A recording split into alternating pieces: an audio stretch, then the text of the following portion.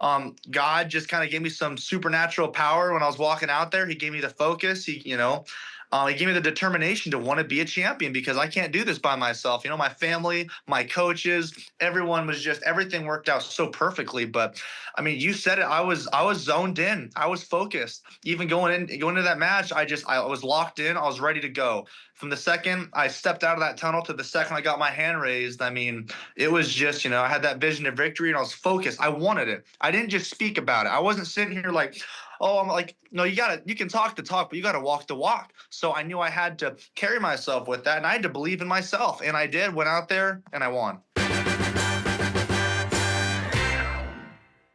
He is the man who pulled off one of the greatest upsets in college wrestling history, maybe just NCAA history. Now he is officially a national champion. It is my great pleasure to welcome today Wyatt Hendrickson. Wyatt, how are you?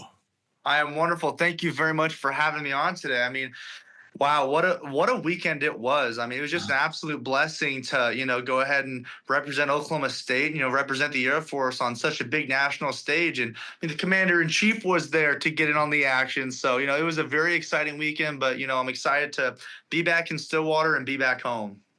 Now, hold on. Pretty much everything we're going to talk about is positive today, but I got to say one thing. What happened to the mustache, man? I'm missing the mustache now. What's going on?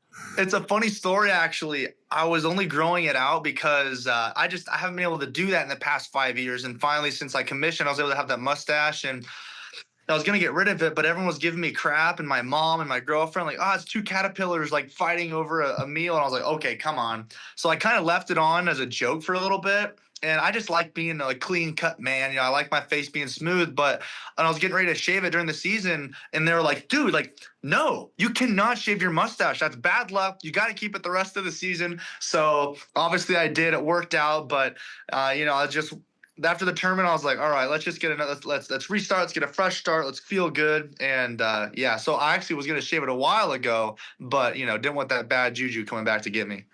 Well, as you make, if you make that run to 2028 Olympics, you got to have the mustache grow back, right? Like, you got to do that. It'll come back. No worries there. It'll come back. So, Wyatt, let's talk about it because what an incredible weekend, what an incredible accomplishment. And listen, you've obviously accomplished a lot in wrestling before. You've been to these NCAA tournaments and obviously, and by the way, thank you for your service, of course, with the Air Force. You do serving our country. But getting this fifth-year eligibility, and to make sure I got this correct, you couldn't get the fifth-year eligibility to Air Force, so you had to transfer. You go to Oklahoma State. I talked to your coach, David Taylor. Of course, he was very excited to have you there. Yes. This season goes great, but you get to this final, and you said it after the match, David versus Goliath. You had this incredible match with a gold medalist, Olympic gold medalist. Just kind of give me your feeling going into that match, because I come from the world of MMA, and a lot of guys will say, like, you fight certain opponents, you're almost beaten before you get in the rings. You're like, I'm facing this icon. I'm facing this great. Exactly. Fighter. You didn't. I mean, obviously, I'm sure you have a ton of respect for Gable, but you seem locked in.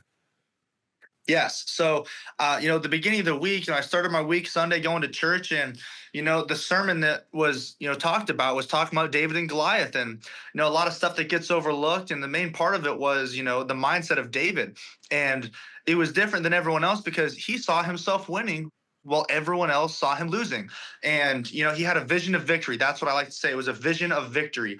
And I kind of brought that into this week. And I was like, hey, how can I apply this to my wrestling? Because you're absolutely right. Some of those big matches, it's like it's already spoken for. It's already done, And so I think that's the majority of what people were feeling about that match, because you have this, somewhat okay wrestler and a couple-time All-American, but then we got, Olympic gold medalist, multiple national champions. Like, people didn't expect that to be a, title fight match, so to speak, in the finals. So I think going into this week, I knew that my mind needed to be in the right place.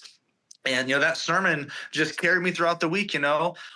God just kind of gave me some supernatural power when I was walking out there. He gave me the focus. He gave me the determination to want to be a champion because I can't do this by myself. My family, my coaches, everyone was just everything worked out so perfectly. But I mean, you said it. I was zoned in. I was focused. Even going into that match, I was locked in. I was ready to go. From the second I stepped out of that tunnel to the second I got my hand raised, I mean, it was just, I had that vision of victory and I was focused. I wanted it. I didn't just speak about it. I wasn't sitting here like, Oh, I'm like, no, you can talk the talk, but you gotta walk the walk. So I knew I had to carry myself with that, and I had to believe in myself, and I did. Went out there and I won.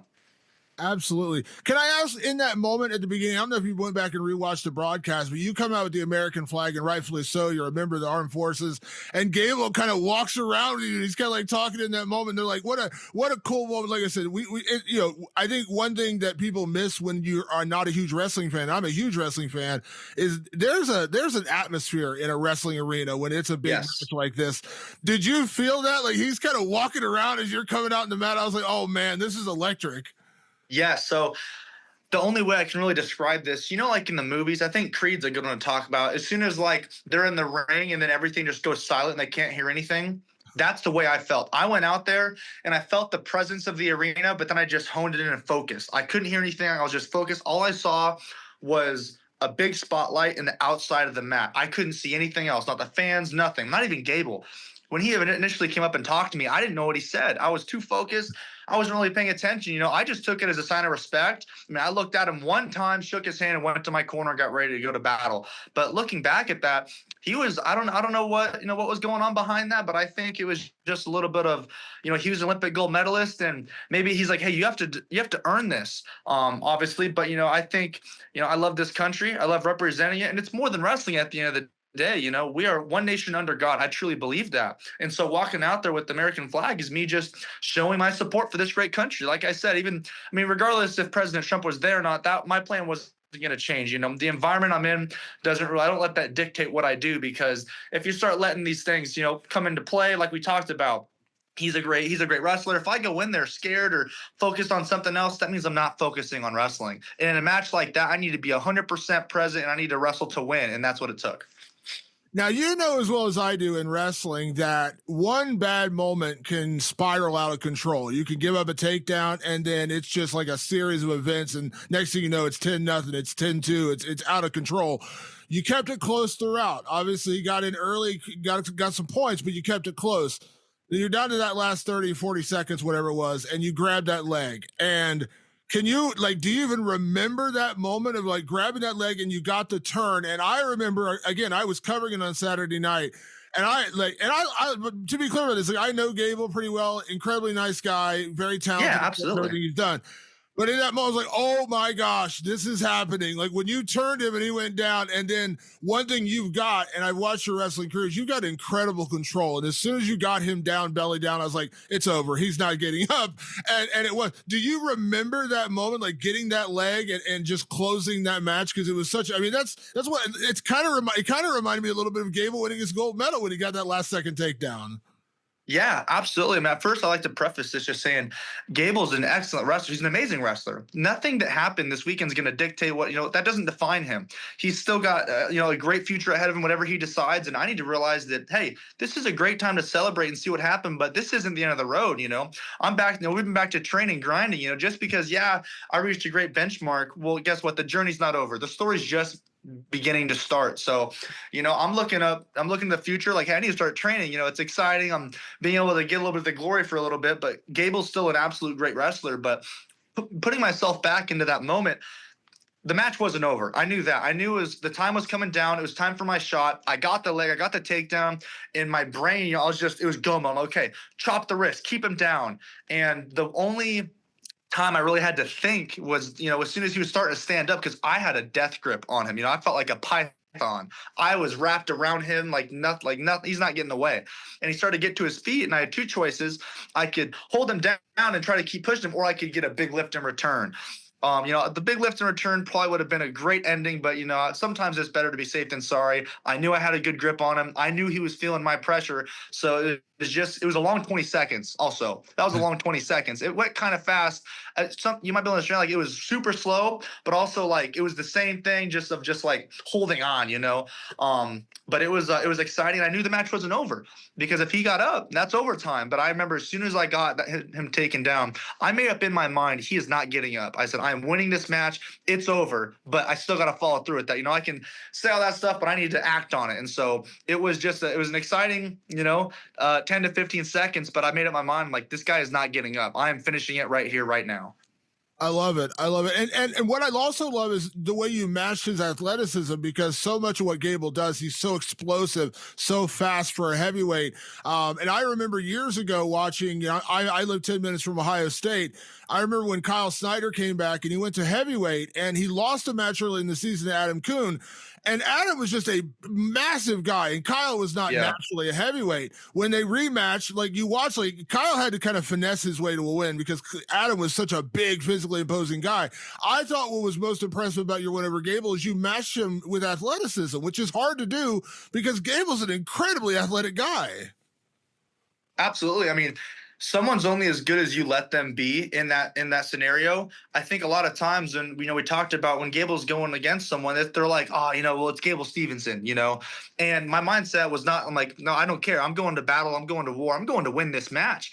And so when you get in those situations, that your mindset needs to be made up before the match. Because if I didn't have that mindset, maybe I would have conceded a few more points, but obviously that wasn't the plan. I knew that I wanted to, win that match. So when it comes down to situations like that, you need to wrestle to win. And if you're scared of him going to shoot or score on something, you're not going to wrestle. So wrestling through those positions was key to ultimately maybe even throwing him off of his mindset. When I got in that first scramble, I think he was also like, holy crap, like I have never been in this position before in a wrestling match. So a bully's as strong as you're willing to let them be till you punch them in the face. I know, there's a lot of good quotes out there like that, but that's so true.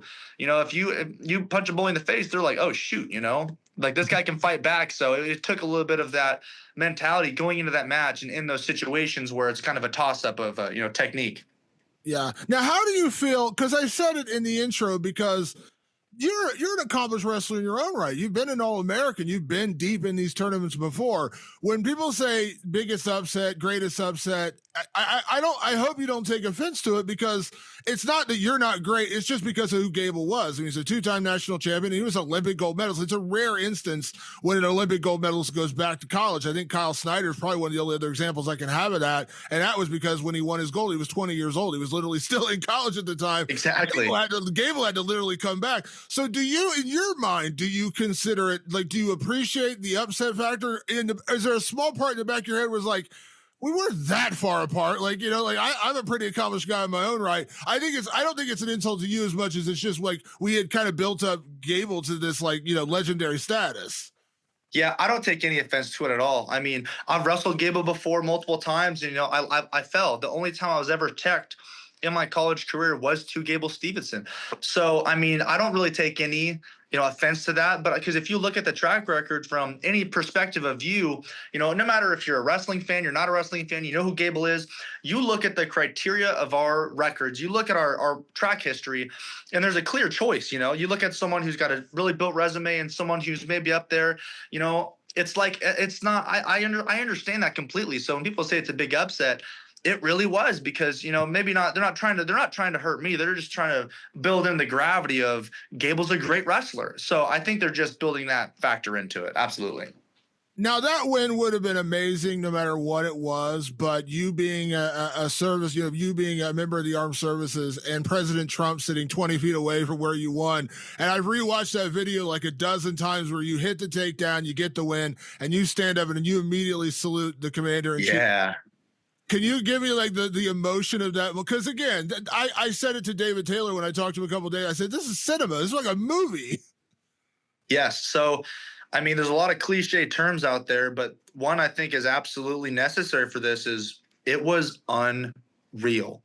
I mean, it was so unreal. I blacked out after that match, mentally. I was like going to stand up, and I was like, wow, that just happened. That was an unreal moment for me. And I'd already kind of visioned what I wanted to do, after that match, because I had that vision of victory. I'm like, hey, this is going to happen. I'm going to win. I'm going to, salute the commander in chief. I'm going to give my family a big hug, go see the coaches. And so thank goodness I kind of had a somewhat mindset of what I wanted to do, because then my body just took over. It was just a complete sense of gratitude. It felt unreal. It took a couple hours for me to kind of just settle down and realize the gravity of what just happened, because I had a plan, I had a vision, I knew I wanted to complete this goal, but goals are always a lot more exciting as soon as they're completed, so it's obviously, there was just so much emotion so much excitement, so much gratefulness that, my Lord and Savior Jesus Christ chose me to be a national champion this year. It was just an absolute blessing. The path, everything went just to planned. Yeah, and did I think David told me like afterwards you went over and you hugged President Trump. And he's like he wasn't even going for the handshake. He was going right for the hug. Yeah, I mean that's just an exciting moment. I mean, that was just raw emotion. But I just that's my commander in chief, and just having his support it's a big thing. I don't take that lightly, especially in that kind of wrestling environment at the NCAA's. We got the president of the United States coming to watch some freaking good wrestling, and maybe it's just kind of what I was feeling. All I know is I was like, it was raw emotion. Not much stuff was said between us, but we were both kind of on the same wavelength for a little bit while I was with him.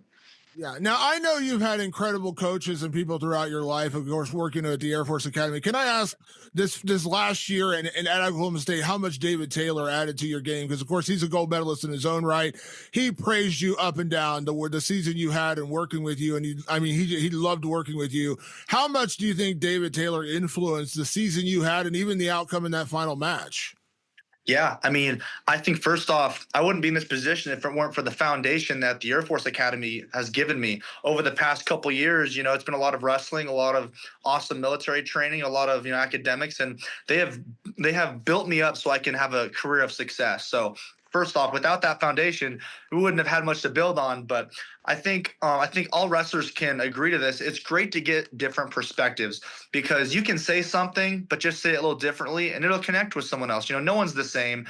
And this year's been a lot of situations where whether it's Coach Jimmy, Coach Kennedy, Coach Gilman, Coach Caldwell, they've been able to say something to me in the right moment that resonates with me, and I can apply it to my wrestling. So, everyone's different. And for me this year, it was just a couple small tweaks we needed to make. It's stuff I've even heard in the past, but I just wasn't, I wasn't focused enough. So it was really nice to double down on my wrestling technique this year and, take something over here, take something over there and add it to my wrestling. But I mean, small things make a difference. That's for sure. Yes, it's a small fix, but if I can fix, 5 small things, that's going to pay dividends over 8-9 months of training, So it's all those little things that we kind of nailed down at the beginning of the season and kept fixing throughout the season. There was never a time where, Gable or everyone joined and we were like, oh, we need to change everything now, because that wasn't the goal. The goal the entire year has to make me a better wrestler. When I first came here, Coach Taylor said, hey, if you come here, I will make you a national champion, and he did.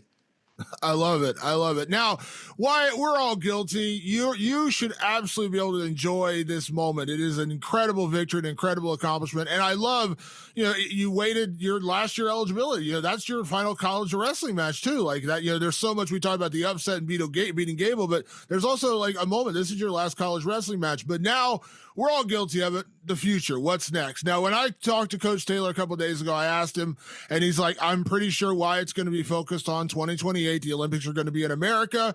And I mean, come on, what a rivalry. You just started with Gable Steveson here. I mean, again, you guys are probably going to see each other again as we're only a couple of years. So I'll ask you, is that the plan right now? Are you planning on focusing just on wrestling and then thinking about the 2028 games in Los Angeles? I mean, if you think beating Gable in Philadelphia was cool, imagine winning gold in America in Los Angeles. So is that the goal? Yes, absolutely. Obviously, next steps, we're going to take it year by year. There's still competitions I can compete in, to make these world teams. So the immediate future is back to training. I just got out of practice, 45 minutes ago, an hour ago. So, the training's not going to stop. I think it's great to celebrate a little bit, but obviously there's no time to let off the gas. I think we've gotten the momentum rolling, and we're just going to carry that through. There's still a lot of things I can fix in my wrestling. And, you're never going to reach the top of the mountain. So I'm just excited to keep growing as a wrestler. But, now there is a new big goal. Obviously, this year was be a national champion. Well, now the next overarching goal for the next couple of years is going to be becoming an Olympic champion. We're going to take that step by step. We're not going to, just focus on that. We're going to obviously focus on some short-term goals, but the plan is to stay here at Oklahoma State and keep training. How do you feel about freestyle versus folkstyle? Because it is different.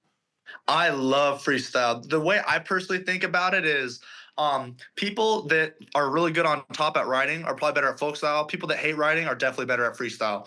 I like to think I've got a pretty good ride, but freestyle is fun. It's exciting. There's a lot more throws. There's a lot more offense from defensive positions, if you want to understand what that means. I mean, whenever someone shoots on you, it's not about control. It's just about exposure. That's all that matters in freestyle. So for my wrestling style personally, I'm pretty explosive. There's a lot of times when people get to my legs, and in freestyle I can capitalize on that. I can score points. So I'm obviously super excited for the freestyle season. I've been a U23 world champion, and I'm excited for what the future holds.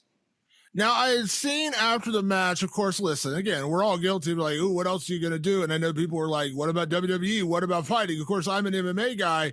And I'd heard you do another interview because you'd played football, and you said that you actually, unfortunately, had a history with concussions, and that plays a Yeah. part.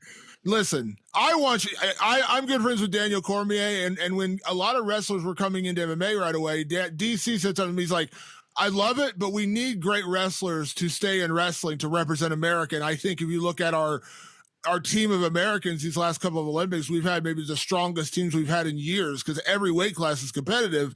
Can I imagine, though, I'll ask you about that, like your interest or your even fandom of MMA. And do you think like the concussions would preclude you from really wanting to pursue that? Just because I mean, I don't know how much of a history it is, but I played football, so I know the danger is Absolutely. there. Yeah, I mean, I quit football at an early age, my freshman year of high school. I was only 160 pounds at the time, but God gifted me with one body, and I want to make sure I take care of it. So I obviously, I want to live my life happily. I don't want to, try to put myself in a situation where I'm putting my life at risk, because it's not worth that much. You hear people talk about like, hey, would you take $1,000,000 today? And they're like, heck yeah. I'm like, okay, well, would you take $1,000,000, but you can't wake up tomorrow? And they're like, whoa, whoa, whoa, whoa. So every day is worth it to me. So if I want to put myself in a situation where that might be at risk, we'll see. But I think for the foreseeable future, obviously my wrestling career is going to be a big thing. I might start doing some cross training. That might be exciting. Go do a little bit of training with, link up with some MMA people, and maybe just feel it out and see where the next path takes me. But for sure, right now, I'm just focused on wrestling, and I'm obviously going to have my military career following these 4 years of wrestling. I am active duty right now. I'm in the world class athlete program. Very blessed, very fortunate. I've been picked up for this program. But after that, I'm going to go and do my another job that's not wrestling in the Air Force. Yeah, and I don't know how much you were around when he was down there. I talked to Coach Taylor about it, but Diego Lopez, who is going to be fighting for a UFC title in a couple weeks, I know he was down there at the room. So you actually were with one of the best fighters in the world already down there. I know he said Coach Taylor said, yeah, he was down there working with the guys. Like he was in the room working with the guys. Yeah, it was awesome having him here. I mean, he just embraced it. The wrestling environment is, just like MMA, it's exciting. But like I said, different perspectives, and having him in here wrestle with some of the best wrestlers in the country, if not the best wrestlers in the country, it's going to do nothing but, help prepare him for those fights. Because, as you know, I'm speaking to the choir here. It takes multiple different. You can't just be a really good boxer and expect to do good MMA. You can't just be a really good wrestler. So I think developing every single aspect of the game is important. And he took some big leaps forward here. I mean, he's competing with some of our wrestlers, and he's not even a wrestling background, so it's just exciting to see the growth that he's going to continue to make. And I mean, here at Oklahoma State, if you want to be a champion, this is where you come. Absolutely. And listen, I obviously, again, I love fighting. I love mixed martial arts, and of course you can do whatever you want, but I just think about these next 3 years and you representing, America in the Olympics. And obviously, again, that roadblock will still be there. You and Gable could meet again in the Olympic trials. So I imagine right now it is really just all about the wrestling and, getting towards 2028. That's just going to be your focus right now. Correct. I definitely think it's important to just, have a narrow focus in mind and a simple goal. Now, obviously, there's stuff that's going to go on the side, but even right now, it's exciting. A lot of stuff's happening, but I can't veer off the path of my training, because that's what matters, and that's what I'm doing every single day to make myself a better leader, a better person. Wrestling does so much for you mentally and physically. After wrestling, everything else in life is easy. So if I can, keep growing as a wrestler, I mean, why not? It says so much about you. Not that you need me to tell you this, but it says so much about you, who you are, Wyatt, that here you are, biggest match of your life, biggest win of your life. You're getting ready, thinking about the Olympics and training in 3 years away. And even with that, you're saying, I'm still going to serve my country after that. It says a lot about who you are. I come from a military family. I'll be honest, I'm the first member of my family not to go in the military. My brothers, my dad, like everyone served. But the fact that you're even saying that, like, I'm going to do this, I'm going to accomplish these great things, but I'm still going to serve my country when it's all said and done, says a lot about your character. Yeah, when hey, don't count yourself out. Don't say you haven't served. I mean, hey, there's different ways people can serve. For me personally, yeah, I think it was going ahead and being in the armed services, but you don't have to be in the military to serve this great country. And what even what you're doing right here and everything is it's amazing. So don't count yourself out. There's multiple different ways you can give back. I know that you've been doing a great job of it as well. So thank you very much for all your support.